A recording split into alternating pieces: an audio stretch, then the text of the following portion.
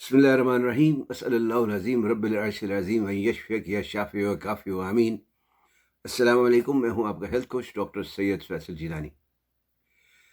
नाक की एलर्जी, जिसे अंग्रेज़ी में राइनाइटिस कहते हैं, एक आम मर्ज़ है।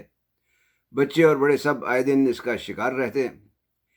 इसमें नाक बहने लगती है या बंद हो जाती है। इसकी असल वजह नाक की अंदरूनी नालियों की सोजिश है, जो आम तौर पर गर्द व गुबार से या जैसे मौसम बहार में दरख्तों और पौधों के फूलों वगैरह के ज़र्रात जो हवा में उड़ते हैं, मतलब जो पोलन कहलाता है, या उससे, या पालतू जानवरों और कीड़े मकोड़ों के फुज्जे वगैरह से, या उसकी बू वगैरह से हो जाती है। एलर्जी के अलावा इसकी दूसरी वजह इन्फेक्शन भी हो सकती है। मसलन ज़ुकाम एक तरह का इन्फेक्शन है। इसकी अलामत भी ज़ुकाम से मिलती-जुलती होती हैं, जिसमें छींकें आना, नाक बहना या बंद हो जाना और खुजली होना वगैरह शामिल है। एक नहायत ही परेशान कुन और बदहाल किस्म की सूरत हाल पैदा हो जाती है। आज मैं आपको चंद ऐसे कुदरती तरीके बताऊंगा जिनकी मदद से आप आसानी से इस पर काबू पा सकते हैं। इन तरीकों पर बात करने से पहले आपसे दरख्वास्त है कि सेहत और तंदुरुस्ती के बारे में नई नई मालूमात हासिल करने के लिए चैनल सब्सक्राइब करके बेल आइकन पर क्लिक करना ना भूलें, ताकि आपको आने वाली वीडियोस की बर वक्त इत्तला मिल सके। तो चलिए देखते हैं कि नाक की एलर्जी मतलब राइनाइटिस पर काबू पाने के चंद कुदरती तरीके कौन से हैं। पहला तरीका, आब नमकीन का इस्तेमाल। नाक से जो नमक मिला हुआ पानी गुजारना, यानी नमक का पानी एलर्जी पैदा करने वाले ज़र्रात या जरासीम को बाहर निकालता है। बाजार में बना बनाया नमक का पानी स्प्रे की शक्ल में मिलता है, जिसे आम जबान में सलाइन स्प्रे कहते हैं, लेकिन आप इसे आसानी से घर पर भी बना सकते हैं। बस करना सिर्फ यह है कि आधा छोटा चम्मच नमक एक नीम गर्म डिस्टिल्ड वाटर में मिला लें। डिस्टिल्ड वाटर की बोतल बाजार से मिल जाएगी।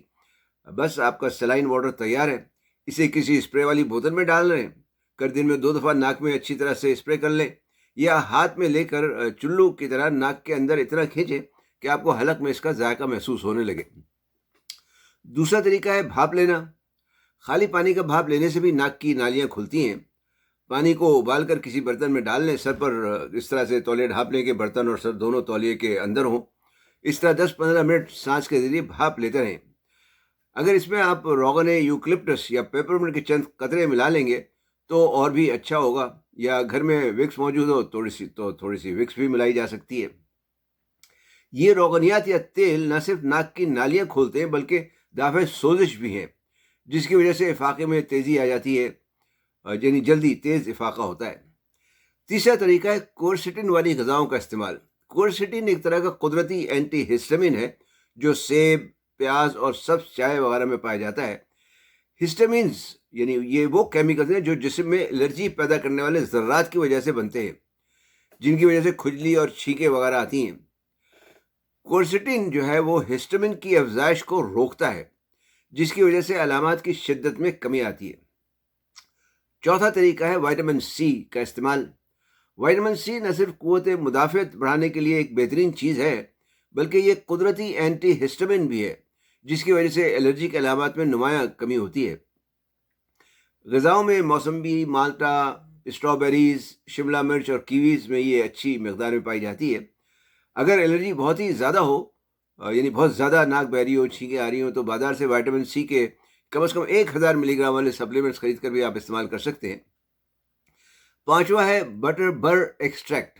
इसका उर्दू नाम तो मुझे पता नहीं चल सका, लेकिन फ़ारसी में इसे शायद साहिबान कहते हैं। मार्केट में बटर बर एक्सट्रैक्ट के नाम से ही मिलता है। इसके बारे में कहा जाता है कि ये एक ज़ूद असर एंटी हिस्टामिन की तरह काम करता है। आमतौर पर जो एलोपैथिक दवाओं में जो केमिकल यानी एंटी हिस्टामिन जो केमिकली बना होता है वो इस्तेमाल होता है, और वो गुनूदगी पैदा करता है, जबकि कुदरती एंटी हिस्टामिन से गुनूदगी नहीं होती। तहकीक के मुताबिक बटर बर एक्सट्रैक्ट बंद नाक को खोलता है, छींके रोकता है और खुजली दूर करता है।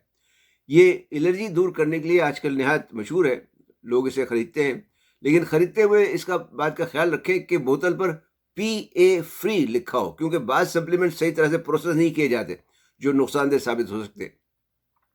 छठा तरीका है प्रोबायोटिक्स का इस्तेमाल। तहकीक से पता चलता है कि प्रोबायोटिक्स सेहत अफजा जरासीम जो होते हैं, क़ुव्वत मुदाफ़अत का तवाज़ुन बरकरार रखने में मदद देते हैं और दाफ़े सोजिश सलाहियत भी रखते हैं। ये बिलवास्ता नाक की सोजिश से पैदा होने वाली अलामात को कम करने में मदद देते हैं। اس لیے ہر روز دن میں ایک بار کم از کم پرو بایوٹک سے بھرپور غذا کا استعمال ضرور کیا کریں. مثلا دہی ہے، کفیر ہے یا خمیری کرم کلہ وغیرہ ہے. پری اور پرو بایوٹک اور خمیری کرم کلہ بنانے پر میری ویڈیوز چینل پر، جسے ساور کراٹ کہتے ہیں، میری چینل پر وہ ویڈیوز موجود ہیں، چاہیں تو انہیں بھی دیکھ سکتے ہیں.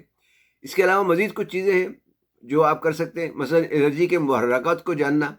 اگر آپ کو ہر تھوڑے دن بعد الرجی ہوتی ہے یا ہو جاتی ہے، تو اس کا مطلب ہے کہ ضرور ایسی کوئی نہ کوئی چیز یا چیزیں ہیں جن کی وجہ سے الرجی ہو رہی ہے، یا تو آپ کے ماحول میں یا کھانے پینے میں یا کہیں پہ. انہیں جاننے کی کوشش کریں. اپنے کمرے اور بستر کو صاف رکھیں. موسم بہار میں خاص طور پہ کھڑکیاں وغیرہ بند رکھیں. چاہے تو ماسک پہن کر آپ آ جا سکتے ہیں. دوسرے، پانی کا زیادہ سے زیادہ استعمال کریں. پانی رطوبت کو رقیق کرتا ہے، پتلا کرتا ہے، جس کی وجہ سے الرجی پیدا کرنے والے ذرات جسم سے باہر نکل جاتے ہیں. تیسرے، ذہنی دباؤ یعنی اسٹریس سے بچیں. ذہنی دباؤ علامات میں اضافے کا سبب بنتا ہے. اب اطمینان و سکون آج کل کے دور میں تو ایک گو کے مشکل کام ہے، لیکن پرسکون رہنے کی کوشش کریں.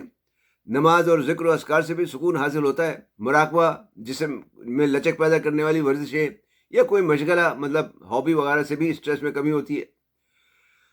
خلاصہ یہ ہے کہ قدرتی طریقوں سے ناک کی الرجی پر قابو پانے کی کوشش کریں، لیکن اگر افاقہ نہ ہو تو کسی معالج سے رابطہ کرنا زیادہ بہتر ہو سکتا ہے، کیونکہ ہو سکتا ہے کسی اور انفیکشن کی وجہ سے یہ ہو رہا ہو. تو امید ہے یہ معلومات آپ کے لیے فائدہ مند ہوں گی. انہیں اپنے دوست احباب سے بھی شیئر کریں. علم پھیلانا بھی صدقہ جاریہ ہے. ویڈیو دیکھنے کا شکریہ. لائک اور کمنٹ کرنا نہ بھولیں. صحت مند، تندرست اور شاد آباد رہیں. والسلام علیکم ورحمۃ اللہ وبرکاتہ.